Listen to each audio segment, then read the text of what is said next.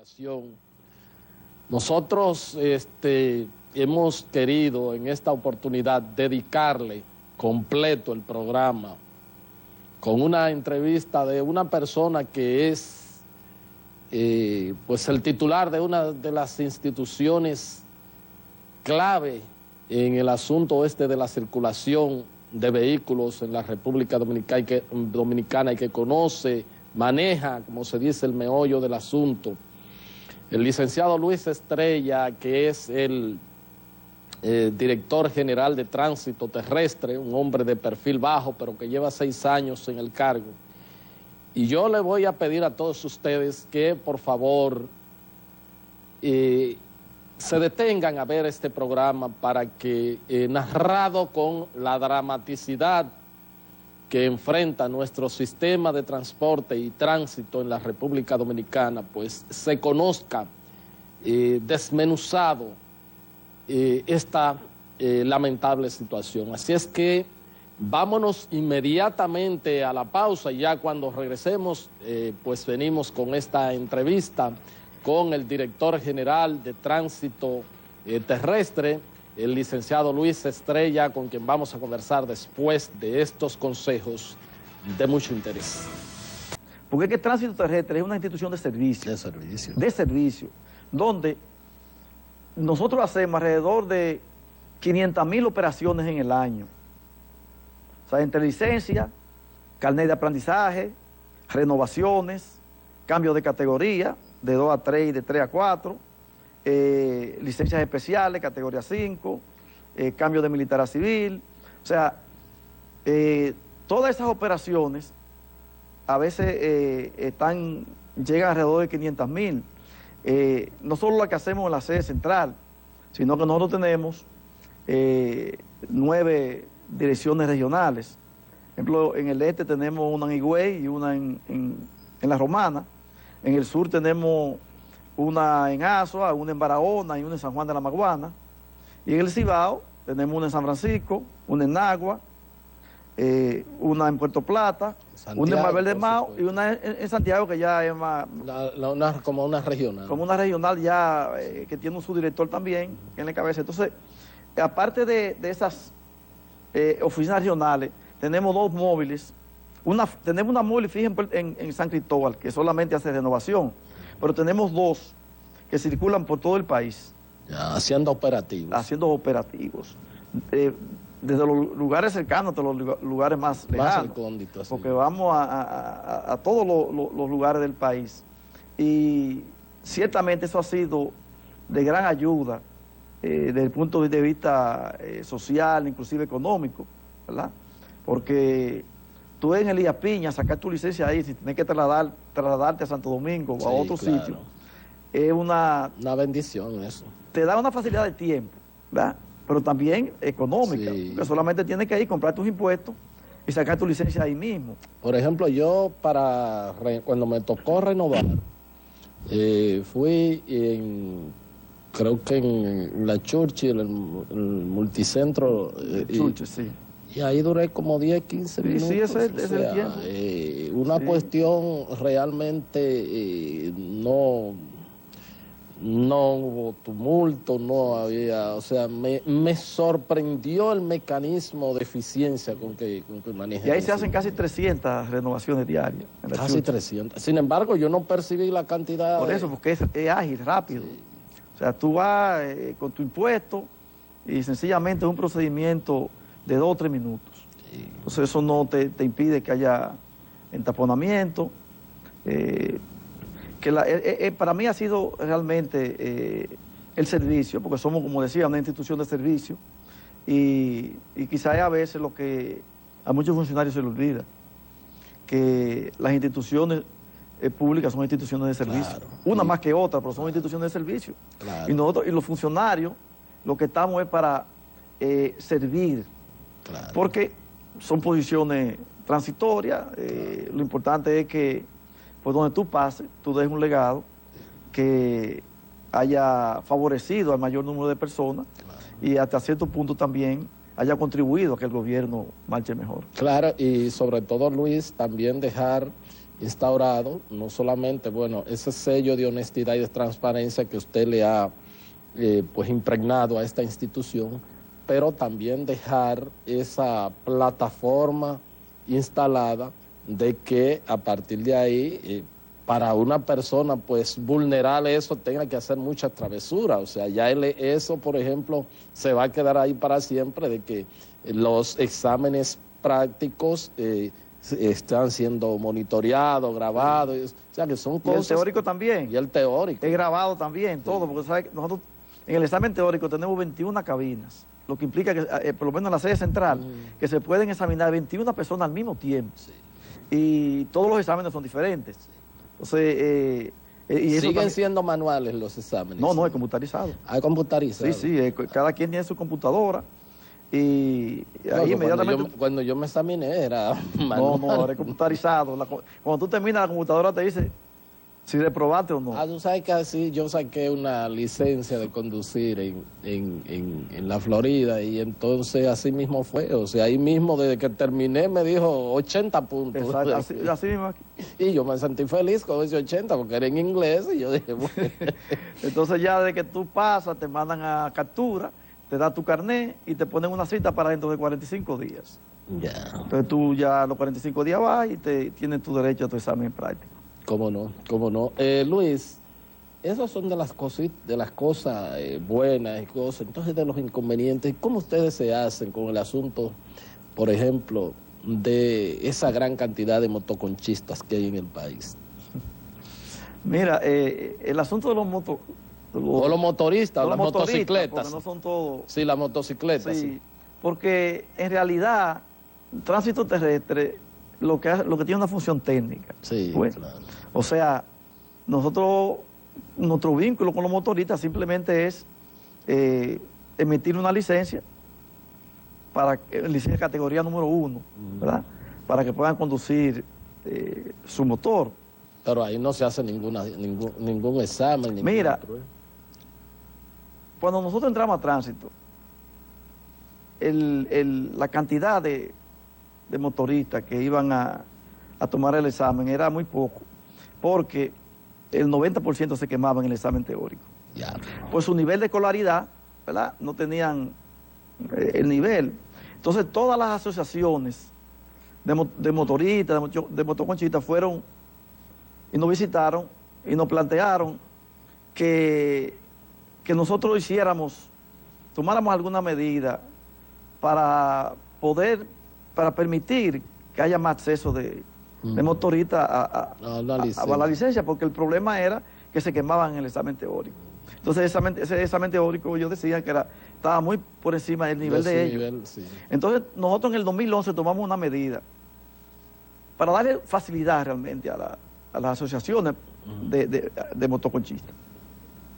Y fue la de eliminar el examen teórico y que los motoristas recibieran una charla de educación vial, fueran en su motor y llevaran todos sus documentos completos, su licencia, los papeles del motor, su seguro, y el motor estuviera con su casco, sus luces. Entonces, en esas condiciones, si llevaban todo, nosotros le emitíamos la licencia de conducir. Ciertamente, para mí fue una gran decepción, porque yo entendía que eso iba a aumentar tremendamente la cantidad de motoristas que iban a ir. Y cuando nosotros al año pasamos revisión, lo que se produjo fue un descenso. ¿Cómo va a ser? Sí, o sea, fueron menos motoristas realmente a sacar la licencia que lo que iban. Entonces, ya no es un problema realmente de tipo de procedimiento ni nada de eso, es un problema cultural. Un problema cultural. Muy profundo, porque ya el motorista entiende que ellos andan manejando, ellos resuelven, que a veces se hacen aparatajes, ¿verdad? Pero que eso pasa en 2 o 3 días. Y aquí en el país hay alrededor de 1.600.000 motores.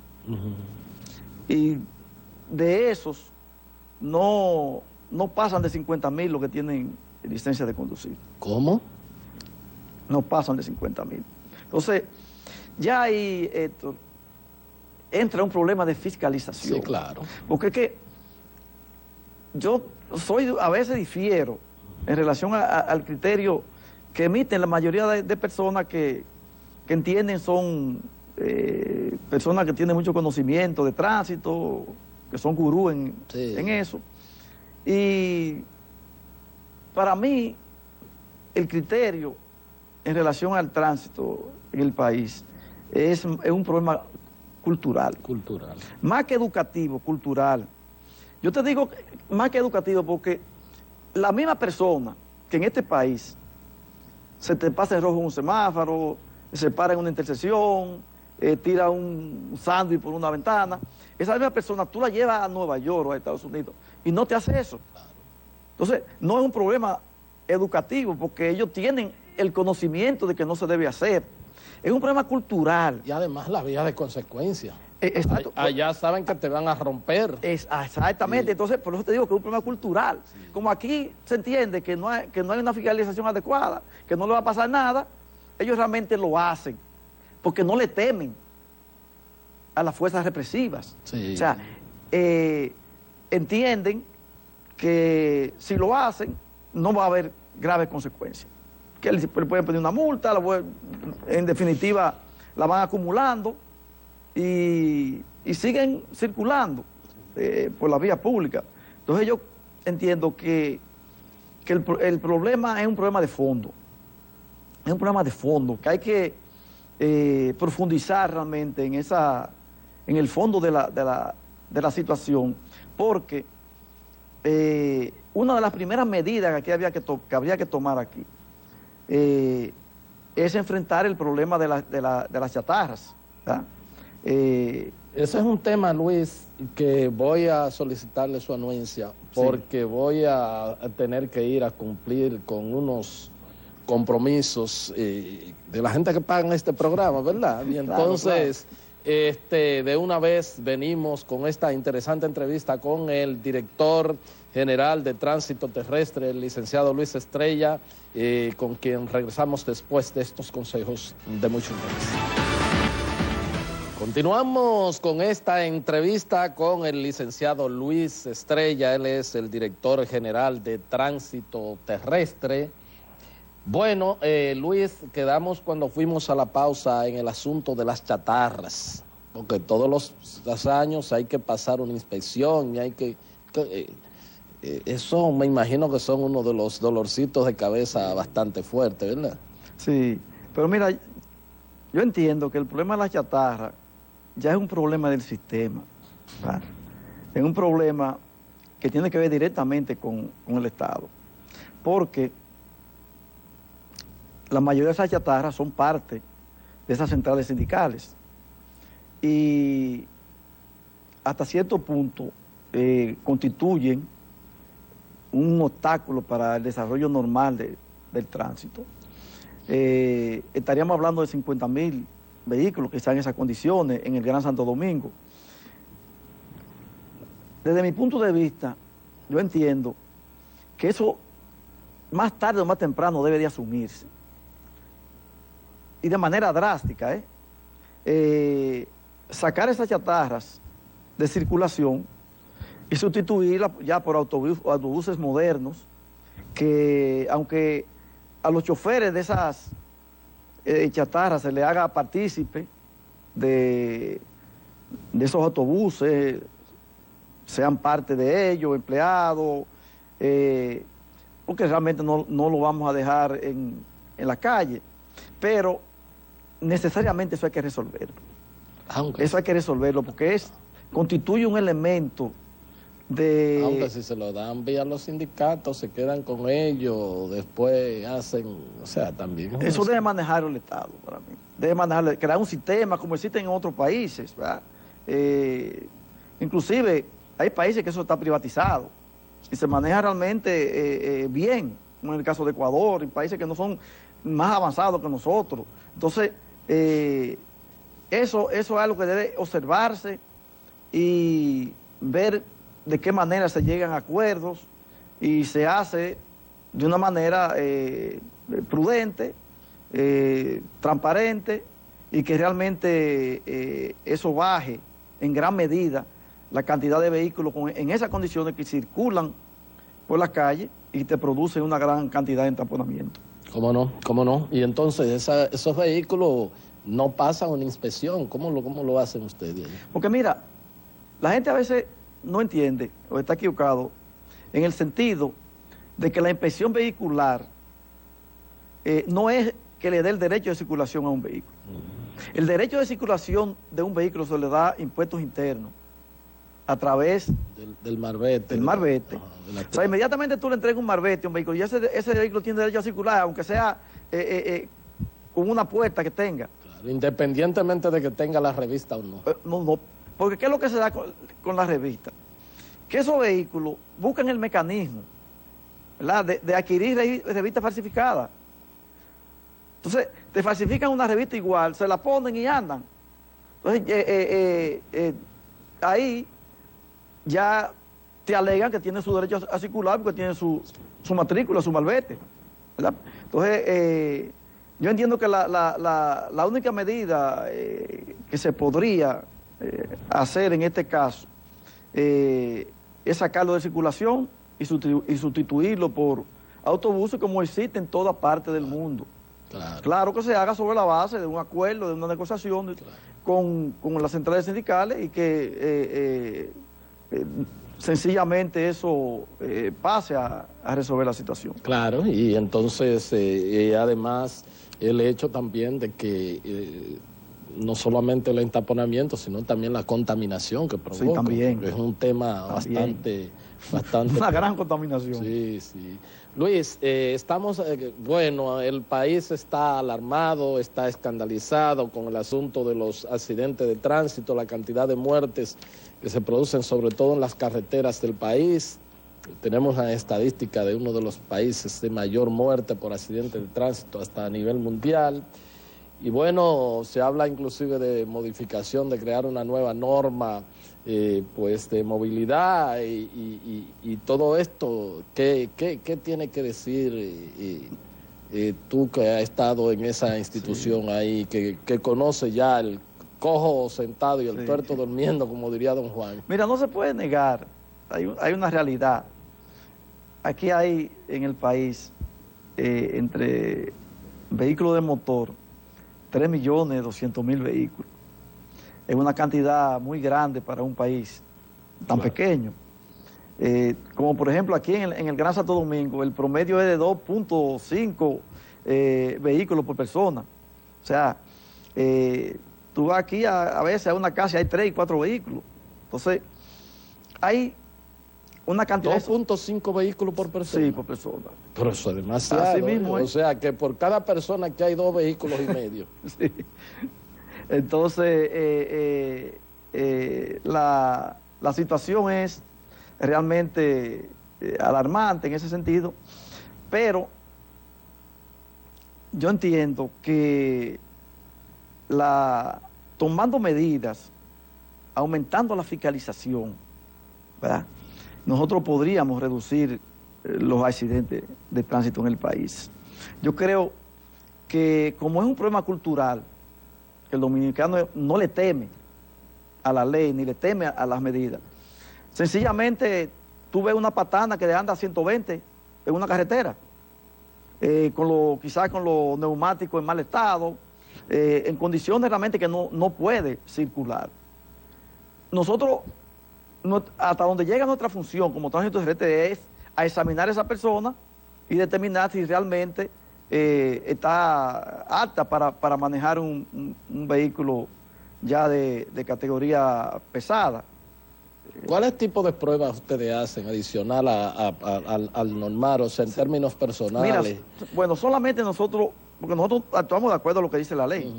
Y la ley 241 lo que establece es un examen práctico, donde la persona se le examina y se determina si realmente está en condiciones de manejar ese vehículo. Ahora, mi punto de vista es... O sea, ustedes no le pueden hacer pruebas de consumo de alcohol, de drogas... ahí era que iba. Mi punto de vista es que en la modificación de la ley 241 se incluya otro tipo de medidas para ese tipo de conductores, que inclusive vayan hasta exámenes psicológicos, que se examine, se pase, que tengan que pasar por pruebas psicológicas, porque tú sabes que la mayoría de patanistas son personas con problemas, y de que se montan en una patana esa, se creen que son los dueños de las carreteras, y andan manejando en esas condiciones. Con los vehículos de doble enganche o doble, hay menos accidentes, porque esos vehículos, nosotros, para darle permiso de circulación, le damos una carta de ruta, donde ellos tienen que ceñirse a esa, por los sitios que pueden conducir, la hora, la velocidad, inclusive hay rutas que solamente pueden transitar de noche. Eso fue un acuerdo que nosotros llegamos con el AIR, y ha dado bastante resultado. No pueden andar por el centro de la ciudad, pero hay que tener en cuenta lo siguiente: la mayor cantidad de accidentes no ocurren con esos vehículos pesados. Hay un porcentaje, ¿verdad?, elevado, sí, pero el 70% de los accidentes y muertes de tránsito es motores. Los motores, así. Entonces, el problema hay que dirigirlo hacia ahí, hacia los motoristas, que son los que producen la mayor cantidad de accidentes y la mayor cantidad de muertes. Como por ejemplo, el artículo 135 de la ley 241 establece que los motores solamente puede andar una sola persona en un motor, y que solamente podrían andar dos personas en un motor si esos motores tienen, aparte de los estribos, un asiento adicional con una agarradera. Cuestión de que el que vaya atrás, y son dos personas porque no podían ser más de dos, claro, no 3 ni 4, sino 2, vaya a agarrar, Yo he visto 3 y 4 y bebiendo. Exacto. Se pasan las cervezas, sí, los vasos, sí, las cosas. Y se van pasando a otro. Entonces, podrían andar 2 si es con una agarradera. Porque tú sabes que la agarradera del que va atrás es el conductor. Sí, claro. Inmediatamente tú pasas un hoyo, un policía acostado de un pronto, o tienes que hacer un... Pierde el equilibrio. Pierde el equilibrio, el que está atrás te lleva con todo. Yo recuerdo que antes tenían una cosa de uno agarrarse ahí como una parrilla, una cuestión, algo que no tenía que agarrarte. Sí, pero la ley lo establece, que debe tener una agarradera para poder andar 2 personas en un motor. Ahora, como te digo, ya es un problema de fiscalización, porque nosotros, como Dirección de Tránsito, no tenemos policía, fuente fiscalizadora. Simplemente tenemos unos empleados técnicos que emitimos las licencias y podemos hacer recomendaciones técnicas, como por ejemplo, nosotros es que debemos de aprobar o no los reductores de velocidad, los policías acotados, pero los síndicos lo ponen. Y ponen los reductores donde tú vas a muchísimos sitios, tú ves en autopista policía acotado grandísimo, que no deben hacerlo, porque eso tiene que ser autorizado por la Dirección General de Tránsito Terrestre, pero ellos lo ponen. Hay hasta junta de vecinos que lo ponen ellos, gente que lo ponen, ni siquiera que sean los alcaldes, lo ponen. Lo ponen, hasta la junta de vecinos. En estos días me decía el general Gonel, que dirige la policía, la Comisión Militar y Policial de Obra Pública, le decía, vamos a tener que empezar a actuar sobre esos policías acotados. Y me decía, Luis, eso no es tan fácil. A veces hay guardias como enviados que han tenido que salir corriendo, porque esa junta de vecinos, si se juntan y le caen a pedrar, y no puede el guardia exactamente matar a una gente. Entonces, ese asunto es un poquito complicado. En lo que va, yo estuve viendo una cifra que en lo que va de año, en el primer trimestre hubo 500 y pico de muertes por accidentes de tránsito. Lo que más o menos podríamos establecer que terminaremos con alrededor de 2.200, 2.100 muertos por accidentes de tránsito. Una catástrofe. El promedio en este país generalmente era entre 17 y 19. O sea, hemos ido aumentando. Y claro, hemos ido aumentando, pero no es como algunas personas que quizás tienen máster en matemáticas, han determinado que aquí hay 40, 41, 42 muertes por accidentes de tránsito, que eso no es verdad. Eso es falso. Porque es un asunto de simple matemática. 10 millones de habitantes, 2.000 muertos. ¿Cuántos son por cada 100.000 habitantes? 20.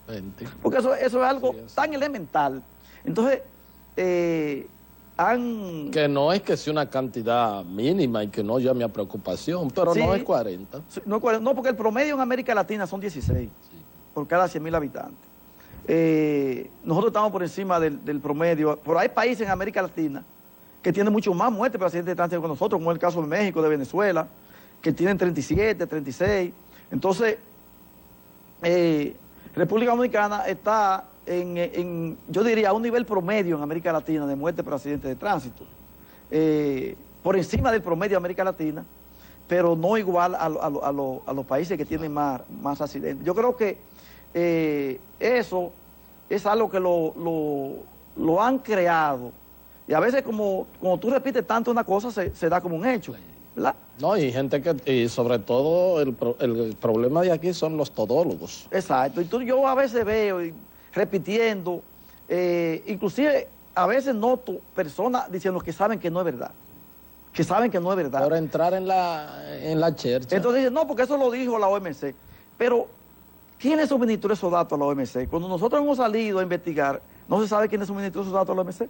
Porque los datos oficiales, tú te vas a la Procuraduría, a la Policía, a AME, y todos te dicen que el promedio es alrededor de 20 por cada 100.000 habitantes. Eso de más de 40 solamente ocurre en países de África, en el Congo, en Angola, ¿verdad? Que son, porque los países, mientras menos nivel educativo tienen, claro, aumenta la muerte por accidentes de tránsito. Claro, porque es un asunto de educación. Porque nosotros, por ejemplo, en Estados Unidos son 10 por cada 100.000. Pero hay países de Europa como Suiza, que son 5, 6, los muertos por cada 100.000 habitantes. Entonces, tú sabes con qué nos ganamos nosotros con esa información, que a veces podemos pensar que puede surgir inclusive de los seguros, porque mientras más muertes hay por accidentes de tránsito, más se encarecen los seguros. ¿Qué nos ganamos nosotros con esa información que no tiene ningún asidero científico ni real? Que el libro Guinness nos colocara como el país con la carretera más peligrosa del mundo.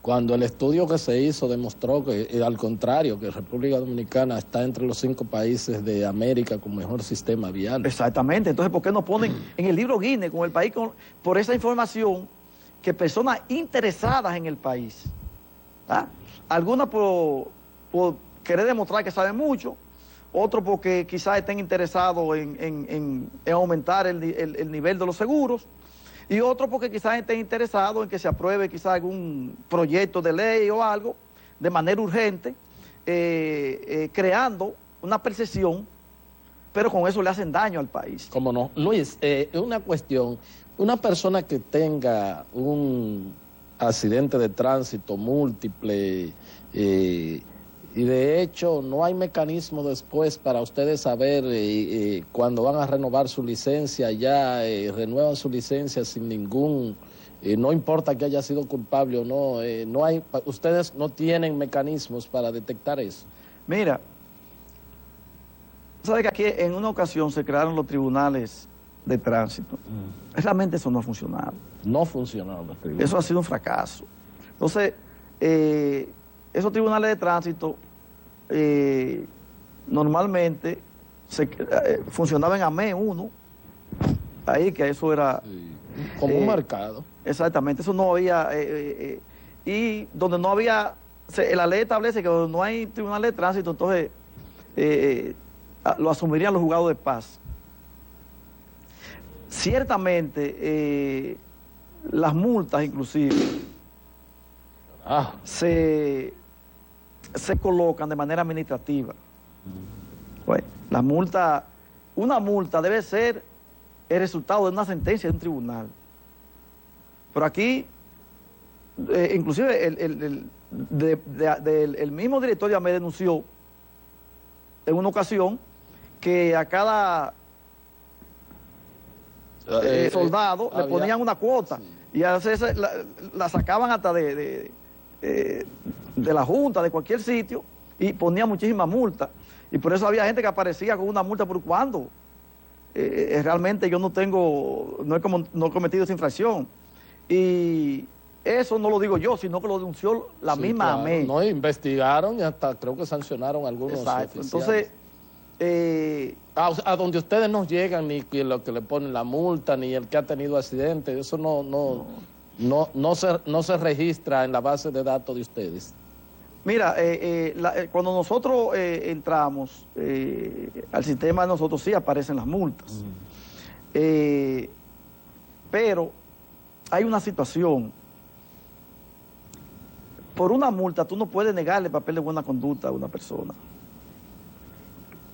Inclusive hay una sentencia del Tribunal Constitucional. ¿Y si no la han pagado? Hay una sentencia del Tribunal Constitucional que establece que solamente cuando hay una sentencia de un tribunal tú puedes negarle papel de conducta a una gente. Porque si esa multa te la pusieron... Claro. A veces te la ponen porque el nombre se parece, porque es el mismo nombre. Por ende no le pueden ni siquiera negar el asunto. Además que esas multas todavía no son administrativas, eso no ha sido fruto de un tribunal. Y por ende tampoco se le podría negar la renovación de su No se le puede negar. Nosotros le renovamos, porque que nosotros... hacerlo sería desacatar una sentencia del Tribunal Constitucional, porque ya que estableció claro un precedente, que solamente cuando hay una sentencia, porque... No, y eso es lo normal en todo Estado de Derecho, o sea que la sentencia que le da autoridad, claro, a cualquier tipo de sanción, claro, o sea, de tipo... Porque tú vas a los Estados Unidos, te ponen un ticket, pero tú tienes que ir a una corte. O sea, una corte. Inclusive muchas veces te la tumban allí. Exacto, no te la tumban muchísimas veces, porque tú puedes demostrar realmente que no violaste nada y demostrar realmente que no fue así como lo planteó él. Casi nunca le dejan ni siquiera el mismo monto que... Sí.